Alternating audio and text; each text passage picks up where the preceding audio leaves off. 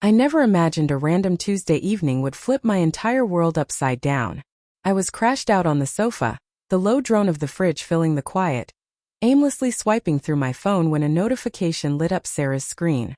She'd left it plugged in on the kitchen counter. It wasn't a text from a girlfriend, not a delivery update, not even one of those annoying bank alerts. It was from her boss. I went completely still, eyes locked on the preview like my mind couldn't accept what it was reading. She's tied up right now. I'll have her call you later. Each word landed like a sucker punch. Tied up. So casual. So chilling. Said everything without spelling it out.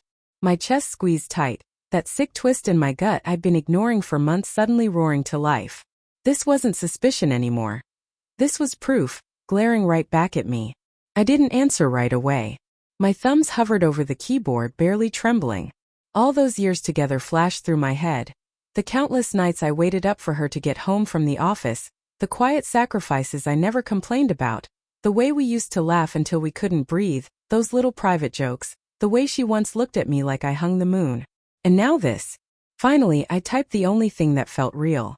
No need. She's all yours. We're finished. I hit send before I could talk myself out of it. The second it was gone, this razor-sharp calm washed over me, like finally saying it out loud while typing it. Set something free that had been choking me for way too long. Maybe 10 minutes later, someone pounded on the front door. My heart slammed against my ribs as I walked over, the room tilting a little. A weird mix of dread and adrenaline buzzed through me. I cracked the door open. And there they were. Sarah and her boss Alex standing side by side on the porch, looking like they'd just seen a ghost.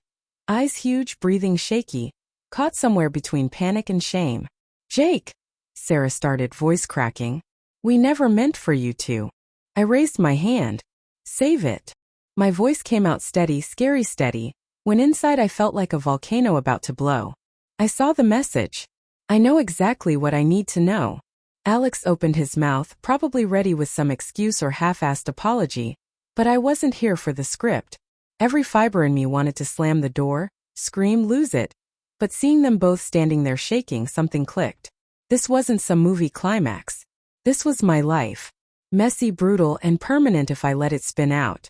Sarah's shoulders dropped, fingers twisting the strap of her bag. "Jake, please just let me explain."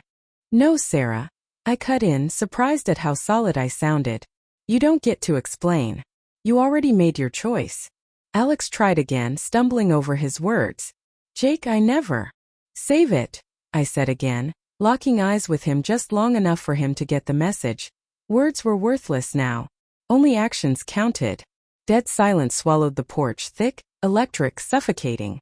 Sarah took a tiny step forward, eyes shiny with tears she hadn't let fall yet.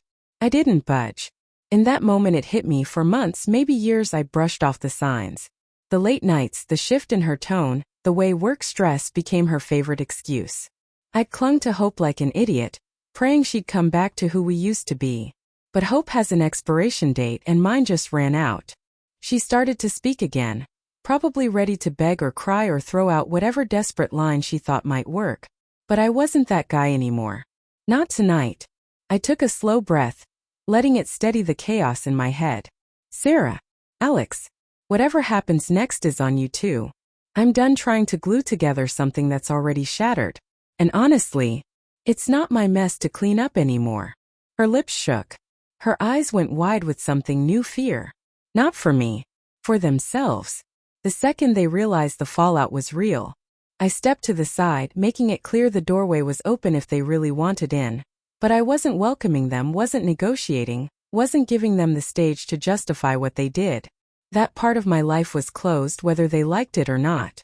Standing there under the porch light, something strange settled over me. It wasn't rage. It wasn't even heartbreak anymore. It was freedom. They edged forward like the ground might explode under them. I didn't move, didn't yell. Just let the silence do the talking. Finally Sarah's voice came out small. "Jake, please. I didn't mean for it to happen like this. I messed up. A mistake." That word just dangling there, so weak, so insulting. I could have unloaded, could have shredded them both with everything I'd been holding in. But why waste breath? Their actions already screamed louder than any apology ever could. Alex shifted his weight, clearly dying to disappear. Jake, Alex, I said ice calm, you should go. And Sarah, I'd think real hard about what you do next. The confident spark she always carried? Gone. The woman who could walk into any room and own it looked small, rattled, terrified. You're actually serious, she whispered. I gave one sharp nod. Never been more serious in my life. I spent way too long hoping, waiting, forgiving. That stops tonight. She swallowed hard, and for the first time I saw real regret. Not the fake, I'm sorry you're upset kind, but the gut-deep kind that hits when someone finally understands what they threw away. Alex muttered something and stared at the ground, knowing he'd misjudged me completely. Sarah reached out like she used to, old habit, but I stepped back and let the space say everything. You think this is easy for me? I asked, voice level. You think ending something I loved, cutting the cord, walking away, that's easy? I let that sit for a second. It's not. But it's necessary. Tears spilled down her cheeks. Alex couldn't even look at me. The power had flipped. This wasn't my begging scene anymore. It was them facing the wreckage they made. Sarah tried one last time, voice shaking but steadier. Jake, I'm so sorry. Truly. I took a slow breath and felt the final piece click into place. Sorry doesn't erase what you chose. And it sure doesn't rebuild the trust you torched. She dropped her gaze. Alex backed up a step, finally getting that he didn't belong here. I'll go, he mumbled. You won't have to see me again. I just nodded. Words weren't needed. They turned and walked away, the crunch of the driveway gravel sounding louder than it should.